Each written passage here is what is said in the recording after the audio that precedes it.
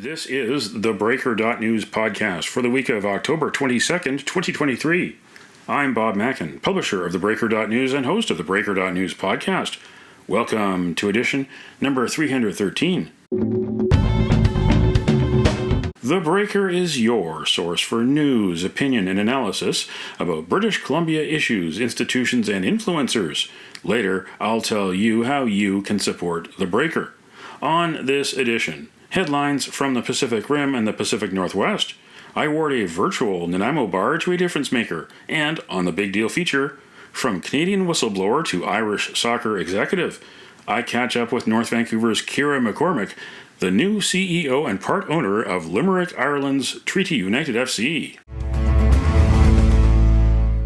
Is it just me, or does Justin Trudeau's Liberal minority government have the minus touch? Everything it does is backwards or upside down. From all the 2015 broken promises of democratic reforms and transparency, the balanced budget by 2019 that never happened, to the Trans Mountain Pipeline and its massive cost overruns, to Bill C-18, the Online News Act that backfired. Don't get me started on the mishandling of foreign policy. If not for the economy, it's the story of the year. One of the most egregious examples is the refusal to act swiftly and call a public inquiry into abuse and corruption in Canadian sport. The annual Online Sport Integrity Awards were October 19th from the University of New Haven in Connecticut. The program featured Judge Rosemary Aquilina, who sentenced disgraced USA Gymnastics doctor Larry Nassar to life in prison for sexually assaulting gymnasts. Aquilina gave a passionate critique of the Government of Canada, the 2023 winner of the Ignoble Purpose Award for lack of integrity in sports. I was so frustrated that I testified in Ottawa myself to try to make a difference. My plea for help, for action, for safety of all athletes fell on deaf ears. I don't think we've seen as many athletes coming forward in any country, united and calling for help. Calling for an inquiry to uncover the reasons why abuse is so rampant in Canada. Yes, Canada. A country known internationally for being a safe place. But clearly, Canada is not a safe place for athletes. It is not a safe place for children competing in sport. The fact is that athletes and advocates continue to report abuse and have not stopped their calls demanding safety for these past 2 years. Despite their actual knowledge of abuse, the Canadian government has taken no action to address abuse of athletes and call for an inquiry. This is absolute negligence and cannot be tolerated. In the face of a duty to speak on behalf of those without a voice, the Canadian government has remained silent and thus continues to act as co-conspirators in the abuse suffered by all athletes of all ages. Safety is a human right. Safety is not a question mark. Safety is not to be ignored. And yet, Canada takes no action. Canada remains silent while its athletes continue to be silenced and abused. Canada, without question, deserves this award. I never thought Canada would be placed in the same category as Qatar, last year's recipient for human rights abuse. Today, Canada sits one with Qatar. The winner of the Noble Purpose Award for integrity in sports was women's tennis legend Martina Navratilova. The outspoken advocate for protecting women and girls' sports for females only was also critical of the Trudeau Liberals. It's funny that Canada got this award for the Ignoble Award for denying victims of sexual abuse to speak out in athletics, and at the same time putting trans women rights ahead of women athletes. You saw what Justin Trudeau said, and just last week there was a protest for trans inclusion, and the women that were protesting were being attacked by trans allies and threatened yet he spoke about hate and transphobia coming from our side, which I wonder how much this is connected, these two issues. I think they are. Many sports administrators are reluctant to give up their power, to give athletes a voice, for them to advocate for women's rights in all these areas: equal play, equal pay, equal treatment, protection from sexual abuse and other forms of abuse, welcoming environment for gays and lesbians, and women's right to our own sport category. It is athletes who largely suffer from this lack of integrity to sport, and that is why I will keep speaking out until we figure out a way that's good for everyone. We are not anti-trans. We are pro-women, pro-sports, pro-fairness, pro-equality. And we must find a way where everybody is welcome, but not at the cost of fairness to women and girls. The Liberals are in free fall, according to various public opinion polls. Unless Justin Trudeau takes a walk in the snow like his dad did back in 1984 and decides to let someone else lead the party, it will be 2 more years until the next election when Canadians can fire him en masse. What do you think? Email Bob at theBreaker.news. This is the Big Deal feature on the Breaker.news podcast. From whistleblower in Canada to soccer CEO in Ireland, North Vancouver defender Ciara McCormack sparked calls for a public inquiry into abuse in Canadian amateur sports more than 4 years ago. McCormack went public on her blog about disgraced National and Whitecaps coach Bob Berarda's return to the sidelines as a girls' soccer coach. Berarda was eventually jailed in 2022 for sexually assaulting 4 players over a 20-year period. McCormack had a 17-year career in NCAA, W League, and European soccer leagues. She even played for Ireland's national team. Early in 2023, McCormack made a comeback at age 43 with Treaty United FC in Limerick, Ireland. Now, with the backing of a Vancouver investment group, she has become the CEO and part owner of Treaty United. She joined me from Limerick. First of all, how did this all come together? I've had the desire for like a long time to do a team in Ireland or a club in Ireland, and initially was thinking about the women's side of things, but when I spoke to the League of Ireland, they are, we're moving towards professionalizing into having like full house clubs of men, women, and youth academies. So basically from there, they told me to maybe focus just on clubs that needed help on the women's side. And they mentioned a couple of clubs, one of which was Treaty United in Limerick, and Mary Curtin, who was my teammate with the national team for Ireland, was a player and a coach in the club already. So I reached out to her and then made an investment this year, just a small one, to get Canadian players over there, female players. And then once I was there, I kind of saw that the Irish league's really moving towards professionalizing, and the club was totally volunteer based. And anyways, basically just approached the club and asked them if I found investors, if they'd be interested in, potentially considering like having us take it over. And they said that they would. And so then I just reached out to a few people, one of whom was Riley Sempt, who's a friend of mine. We actually are both from the North Shore in Vancouver, but we didn't actually meet till we went to university together at Yale.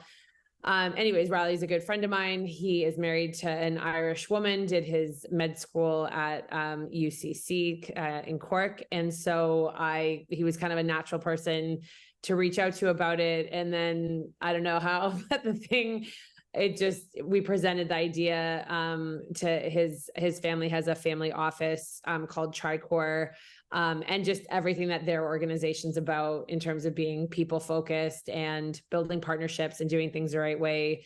It just was an amazing fit. And then just once we kind of started talking, and Rod, his dad, who is the director and runs the family office, once he spoke to a colleague that is sort of in the soccer world, yeah, they just kind of got interested and considered it, and then decided, I think on their end, to kind of take a bit of a leap of faith with it. And yeah, I think now we're all extremely excited and have a really unbelievable opportunity to just do some really cool stuff with Treaty. So it's very exciting and I feel very lucky to have them as partners. This club was founded in 2020. The women's team first plays in the SAE Airtricity Women's Premier Division. Then a year later, 2021, the men's team, which plays in the first division. What is the level of play? Off the field, I really liken it to like the early 2000s in terms of just kind of where soccer was at in that period of time, where it was very heavily volunteer based. It hadn't really gone very corporate. There was lots of like upheaval with like different groups, and I think also like Ireland was kind of marred with like a corruption scandal and just not the best people running it until probably around 2020. So I think that stifled a lot of the sort of development and growth that happened maybe in other countries. And so, yeah, from that perspective, I think there's a lot of opportunities in terms of professionalizing it and, just starting to tap more into like the commercial spaces with it. And then on the field, again, you win the league, you go to Champions League. There's girls that played in the league this year that went to the World Cup for Ireland in Australia this year. And then on the men's side, it's also quite a competitive league. The men for Treaty play in the first division, which is just a league below the Premier Division, which the teams are going to Champions League if they win in that division. So, I think the thing, like, again, what sort of has struck me here is, and again, kind of comparing it to North American lens, like the teams are only training twice a week, which again, like the last time I trained twice a week, I was about 11 playing rec soccer. So like immediately coming in, you're looking at it thinking, wow, if they're doing this well, training twice a week, how much better could they be training 4 times a week, or, kind of standard to other places. So so I think there's a lot of amazing people, like a lot of amazing coaches. The education for coaches here with UEFA licenses and that kind of thing is super, super high. So like the quality of coaching is super high. And maybe that's what's allowed it to kind of like offset not a lot of, training sessions per week. But it's a competitive standard. Like for Treaty, one of my teammates is, with the under 17 national team today and is the captain. They were playing Norway. And on the boys side, there's boys that are getting opportunities to go over to places like England if they're doing well. And so I think all things considered, there's like a very, very strong base that will be really exciting to build off of. If players are practicing twice a week, they have other responsibilities, jobs. And this isn't putting the food on the table and the roof over their head, but that's something that they'd like, and you'd like to do for both the men and the women in the future. We're very much about building a long-term sustainable model and really building things up in a really fiscally responsible manner. And just again, I think the first year for us is just going to be really sort of like strengthening and professionalizing the structures, and then from there, I think we can kind of, start to layer in, again, building in sort of finance, like there will be increases to, budgets for the players side of things for sure, but it'll be incremental and again, doing it kind of in a way that's sustainable in the long term is the plan. What have the teams been drawing in the last few years in terms of attendance, and what are your goals there? The attendance, to be honest, it hasn't been great in the sense, I think on the men's side, maybe around like 800, and on the women's side, maybe like 200. But that being said, again, like Treaty's done an unbelievable job with like an army of volunteers.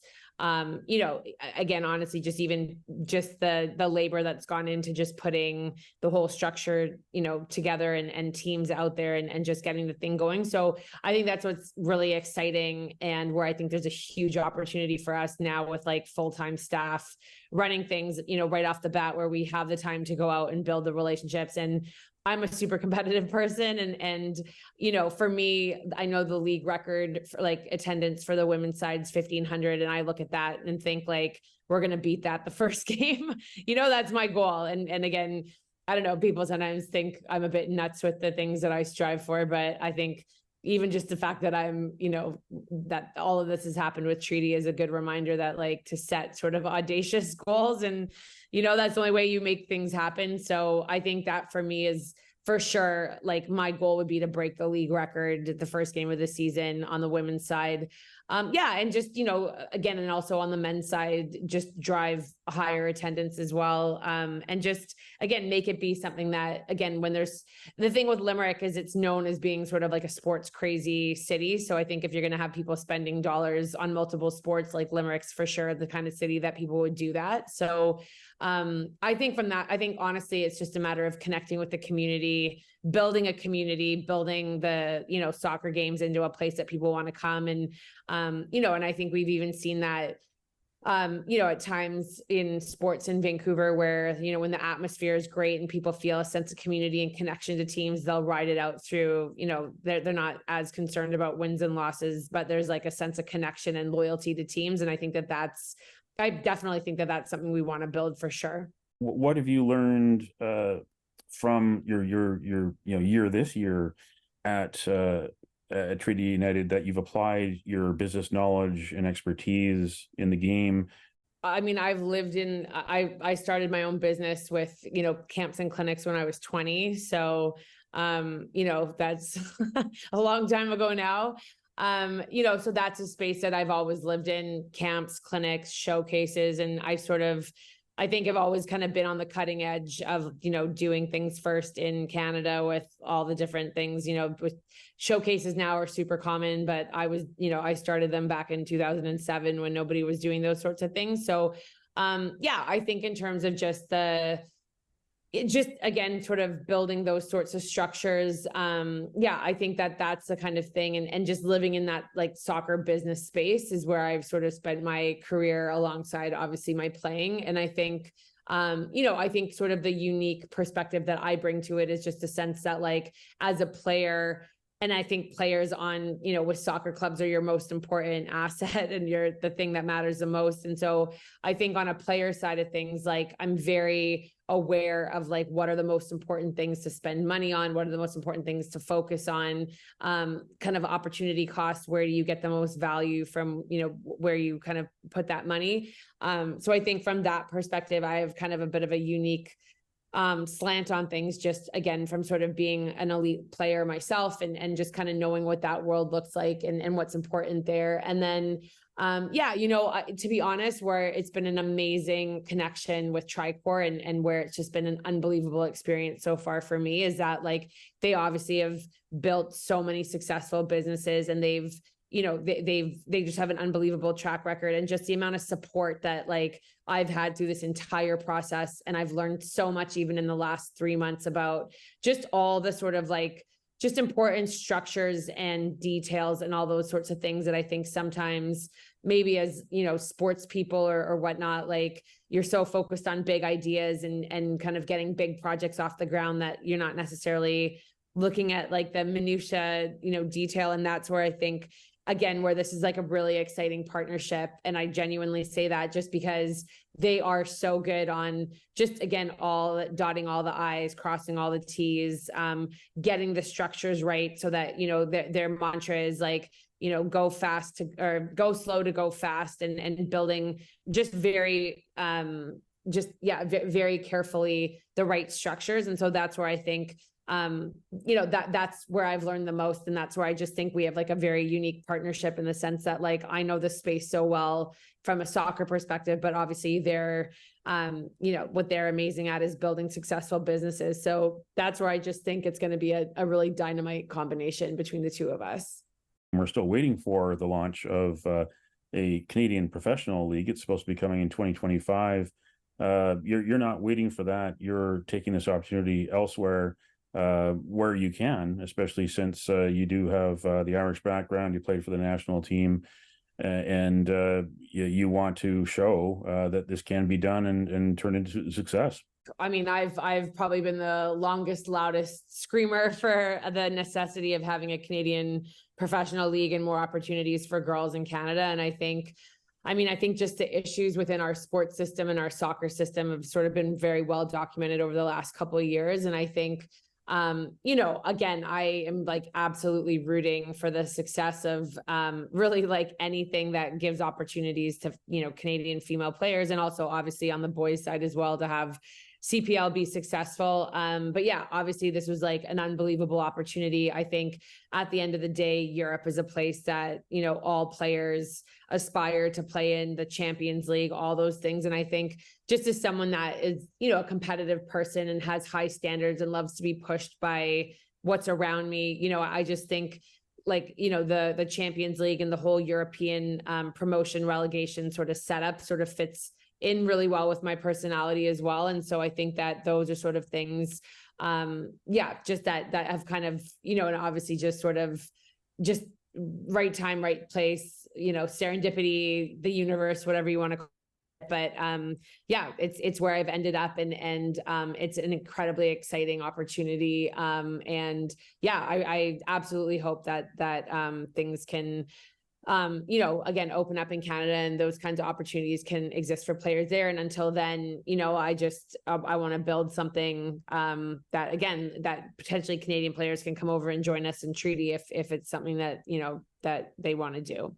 You know, the thing that I think is so sad in Canada is like, and again, just with the lack of leadership we've had in the country, like, you know, back in, was it 2002, when there was 50,000 people in Edmonton at Commonwealth Stadium watching the under-19 women in the final. And there's just been so many, you know, like it's just the national team doing really well and winning medals and this and that. And like, we just haven't seemed to been able to capitalize on that kind of momentum. And I think here in Ireland, you know, obviously, again, it's incredible that the you know, and I was actually at the first game of Australia and Ireland at the World Cup this year. And so to have been a player that played in front of 500 people regularly with the national team, and then to be sitting in a crowd of 75,000 watching players that I played with for Ireland, and just like how unbelievable that is. Like, I just think it's so important to have leadership then that's able to capitalize on it. And I think that that's, for me, where it's an incredibly exciting time. Like, I'm so impressed with the FAI, like our football federation in Ireland. Like, there's been a huge changeover since their corruption was kind of, you know, unraveled and the people were thrown out. And it's just, that's what I think is so exciting, is that they've laid a really good, really professional foundation. There's some incredible people working within the FAI.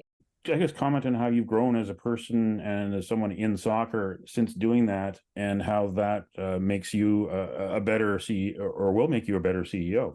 I'd say there isn't very many CEOs out there that have had, you know, the journey that I've had. And I think, you know, I think for me, just with my journey in general, like, I think what I'm like, you know, and obviously it's amazing. The one thing I actually realized yesterday is that the opening weekend for our men's team in 2024 is going to be exactly 5 years to when I wrote the blog, to like the actual day, which is, again, kind of like pretty crazy, you know, exactly sort of, you know, end of a chapter kind of thing.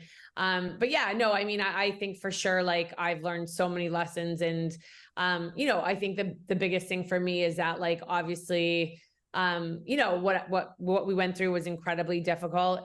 But, you know, again, as a player, for me, like, from a life lesson perspective, like, I can honestly say, and I am so grateful to go to bed at night knowing that I never once compromised my integrity as a player. I never once didn't speak up when it was the right thing to do. And, like, obviously there was consequences from that, from, like, you know, just, again, things that I suffered as a player, and like, just, again, not being able to move on, knowing Berardo was on a field coaching girls when he'd been fired for sexual misconduct, and how wrong that was. And, you know, there's been a lot of hard times for sort of being principled and standing by things. So yeah, I mean, I think I've had a very genuine and authentic journey, and a hard journey. And I think that that's the kind of thing, you know, I like I said, I think it's yeah, I know what soccer should be. I know what it looks like in its best form. I know what it looks like in its worst form.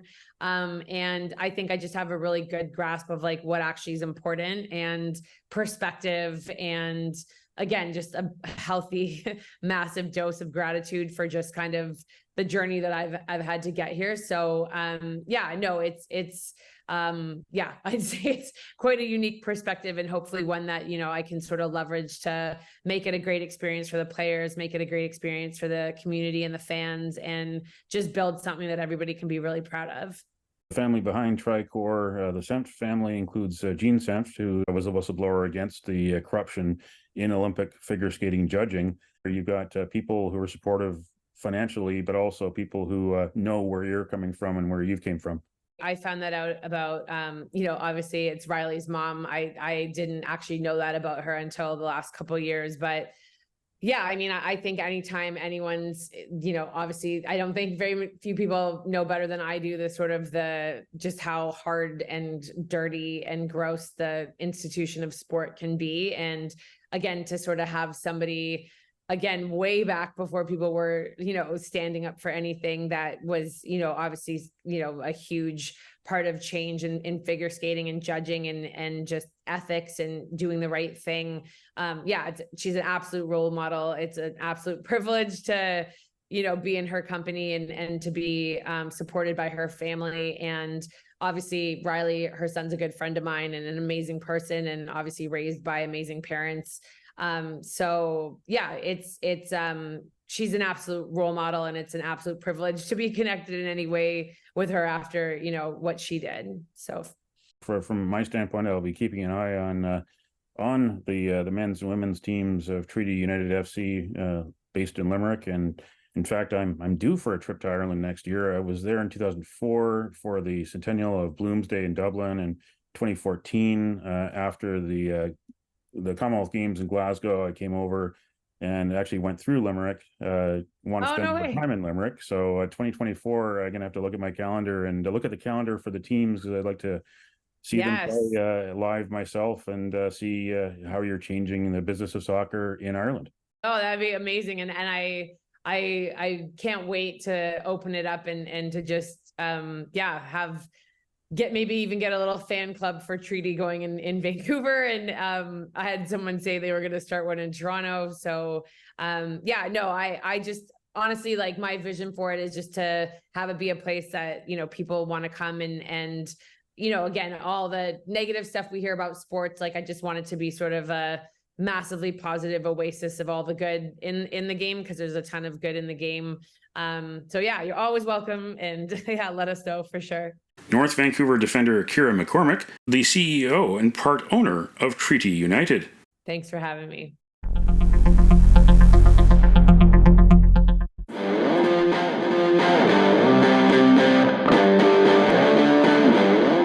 Now it's time on the theBreaker.news podcast for Around the Rim. We look at news headlines around the Pacific Rim. In the Hong Kong Free Press, 3 fugitive Hong Kong protesters and men who helped them hide jailed for up to 1 year and 8 months. The 4 defendants, who pleaded guilty to perverting the course of justice, have already been detained for 15 months since their arrest last July.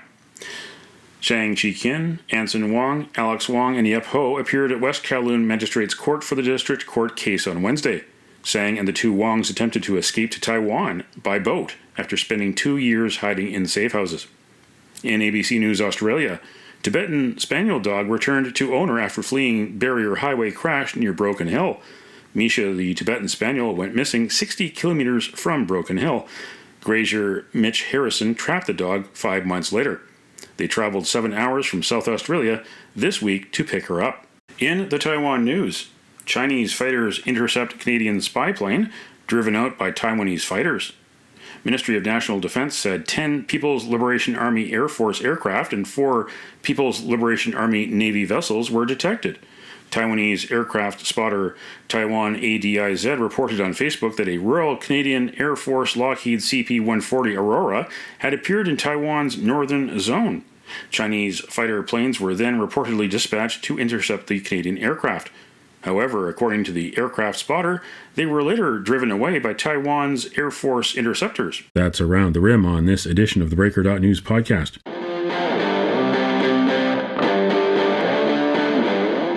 Now it's time on the Breaker.news News podcast for Cascadia Calling. We look at news headlines around the Pacific Northwest. In the Oregonian, Oregon Zoo elephants smash giant pumpkins in 25th annual Squishing of the Squash event. Quote, "We'll be giving our elephant family some extra large pumpkins to stomp on and chomp on," said Steve Lefebvre, who oversees the zoo's Asian elephant area. Quote, "First they destroy them, then they enjoy them." This year's pumpkins were provided by Pacific Giant Vegetable Growers Club member Larry Nelson and his daughter Amanda Gilmore. In King 5, Washington State's violent crime rate approaches national level. For many years, Washington was well below the national average for violent crimes. That has changed in recent years. The violent crime rate in the U.S. was 380.7 per 100,000 people in 2022, while Washington's rate was 375.6, according to the FBI's Crime in the Nation report released Monday. Just 2 years prior, the gap was much larger. Washington's 2020 violent crime rate was 293.7, while the national mark was 398.5. In the Times Colonist, outdoor vending machines filled with harm reduction supplies coming to 3 island hospitals. Vending machines will be installed outside the ERs of Victoria General Hospital, North Island Hospital in Campbell River, and Nanaimo Regional General Hospital. The vending machines, funded by the Mental Health and Addictions Ministry, cost $2,000 a month to lease and are stocked with needles, condoms, and other items by the BC Centre for Disease Control. That's Cascadia Calling on this edition of the Breaker.news podcast. Don't matter what color you are, 'cause love will conquer hate, so you won't stand alone, you won't stand alone.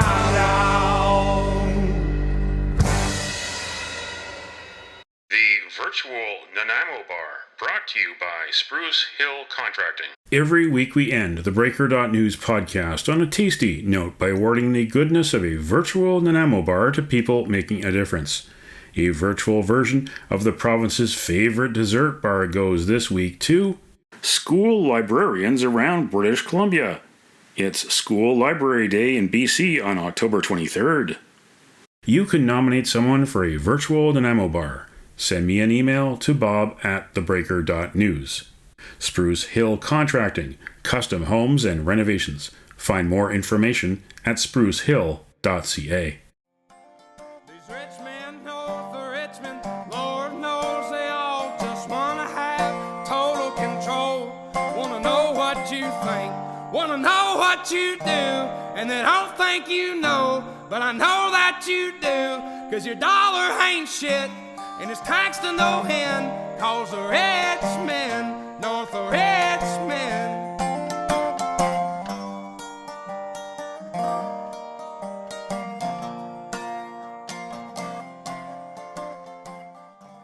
That's it for the Breaker.news podcast for the week of October 22nd, 2023. I'm Bob Mackin. Thanks for joining me. Did you know that on the 22nd of October in 2012, Lance Armstrong lost all 7 Tour de France titles due to doping charges? Now you know. Send me your feedback. Send me your story ideas to bob@theBreaker.news. Bookmark theBreaker.news. You can also find us at theBreaker.ca. Sign up for the email newsletter and get updates to your inbox. If you're in Canada, you can't get Facebook updates due to the Trudeau Liberals Bill C-18, so why not subscribe to the newsletter? Or follow The Breaker News on Twitter, also known as X. You can support The Breaker for as little as $2 a month. For more information, go to patreon.com/thebreakernews. That's patreon.com/thebreakernews. Until next week.